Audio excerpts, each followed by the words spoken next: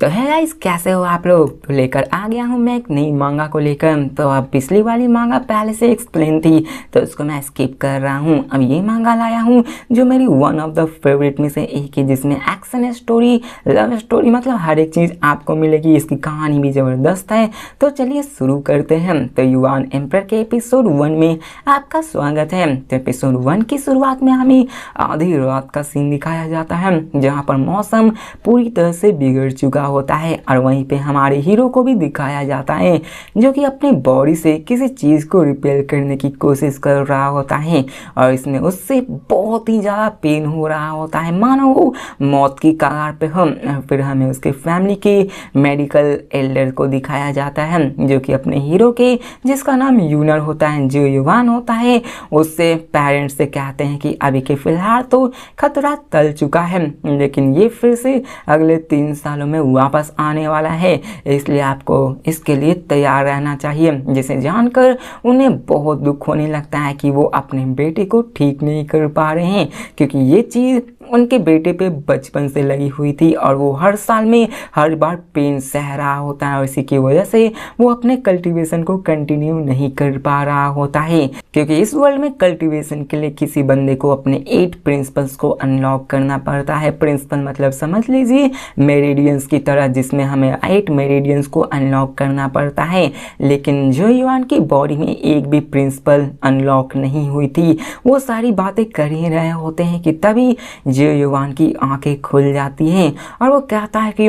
क्या आपके कहने का मतलब है कि मेरे पास जीने के लिए सिर्फ 3 ही साल बाकी है। और ये सुनकर वो सभी हैरान हो जाते हैं क्योंकि उन्हें लगा होता है कि जीवियान अभी बेहोश पड़ा हुआ है और वो अपने फादर और मदर से कहता है कि मुझे इस बारे में जानना है कि आखिरकार मुझे हुआ क्या है, मैं इस तरह का क्यों होता जा रहा हूँ।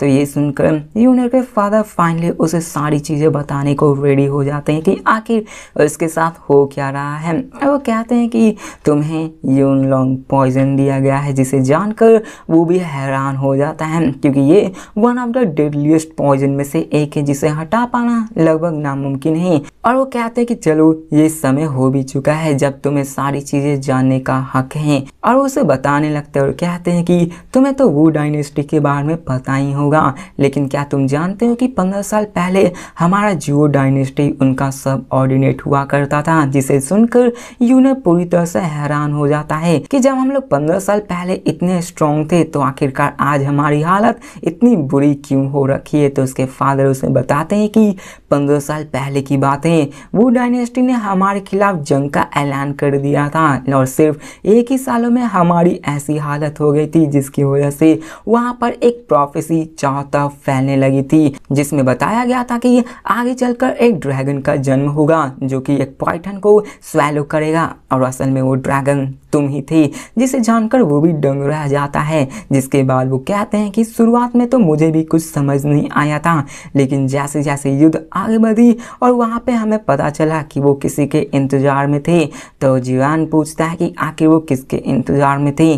तो वो फादर कहते हैं कि वो तुम्हारे इंतजार में थे कि कब तुम जन्म लो, और जब तुमने जन्म लिया तो आसमान से तुम्हारे लिए हेवेंस की ब्लेसिंग भी मिली जो कि एक सेंट ड्रैगन की होती है। और तुमने जब जन्म लिया था तो उसी से वक्त तुम्हारे पास 8 प्रिंसिपल मौजूद थी, जिसके कारण ही तुम्हारी लेवल यांग की लेवल की पहली फॉर्म पे थी जो कि बहुत ही रेयरली होती और तुम उसी वक्त बहुत ही ज्यादा पावरफुल थी। अब ये बातें जानकर यूनर पूरी तरीके से हैरान हो जाता है कि जब वो पैदा ही 8 प्रिंसिपल्स के साथ हुआ था तो आज उसकी ऐसी हालत क्यों कि उसके पास एक भी प्रिंसिपल मौजूद नहीं है, मतलब मेरिडियन से समझ लो। और वो अभी एक कचरा बन चुका है जो ना कि कल्टीवेशन कर सकता है और न ही किसी से फाइट। तो उसकी मदर उससे बताती है कि जब तुमने जन्म लिया था तो उसी के साथ ही वो एम्परर की वाइफ ने भी एक लड़के को जन्म दिया था। अब नॉर्मली देखा जाए तो प्रेगनेंसी 9 मंथ्स के लिए होता है, लेकिन वो एम्परर की वाइफ ने अपने बच्चे को 3 साल के बाद जन्म दिया होता है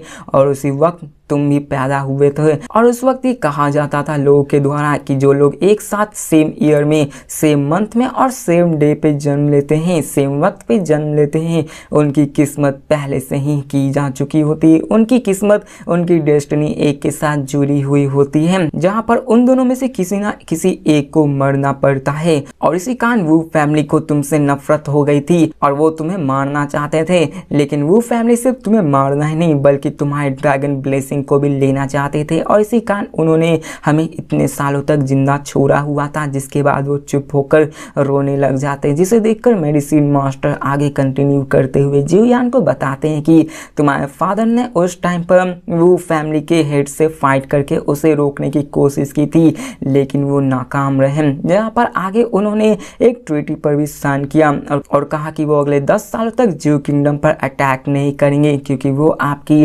डेस्टिनी के पावर को चाहते हैं और वो तभी ली जा सकती है जब अब बड़े हो जाओ, ताकि वो आपको मार सके। जहाँ पर उन्होंने आपको कल्टीवेशन न करने के लिए वो पॉइजन दे दिया, जिसके कारण आपको अपनी पूरी जिंदगी दर्द में गुजारना पड़ा। आप अपने माँ बाप के ही सामने चीखते चिल्लाते रहे, लेकिन वो भी कुछ नहीं कर पाए क्योंकि इस पॉइजन का कोई तोड़ नहीं था। और इसी के साथ हमें बताया जाता है कि जियोयान एक ड्रैगन है जो कि आसमान में राइज करता है, जो कि लाइट का प्रदर्शन है। वहीं पर दूसरा जो कि वो किंगडम का सन था, वो एक डार्कनेस का रूप था, और यही आपकी डेस्टिनी है। जिसे जानकर जियोयान पूरी तरह से हैरान हो जाता है, लेकिन उसे ये पता था कि अगर उसे ये सब रोकना है तो उसे स्ट्रॉन्ग बनना पड़ेगा, क्योंकि यहाँ पे सिर्फ स्ट्रॉन्ग ही सबके सामने खड़े हो सकते हैं, नहीं तो यहाँ पे वो मार जाएंगे। और हमें बताया जाता है कि इस दुनिया में पावर ही सबसे बड़ी चीज होती है। जिनके पास भी पावर होती है उन्हें हम युवान मास्टर कहते हैं। उनके पास उनकी 8 प्रिंसिपल होती हैं,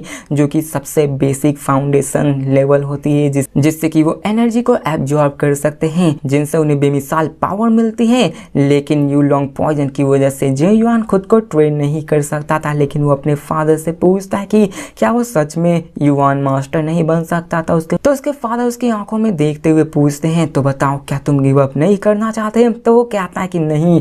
तो ये देखकर उसके फादर कहते हैं कि अगर ऐसी बात है तो तुम्हारे फादर तुम्हारी जरूर मदद करेंगे ताकि तुम युवान मास्टर बन सको। जिसे जानकर वो भी हैरान हो जाता है कि उसके फादर के पास कोई रास्ता है जो कि उससे ठीक किया जा सकता है। लेकिन उससे फादर उससे कहते हैं कि लेकिन तुम्हें मेरी एक शर्त माननी होगी, चाहे तुम इसमें फेल ही क्यों ना हो जाओ, लेकिन तुम्हें कभी भी हार नहीं मानना है।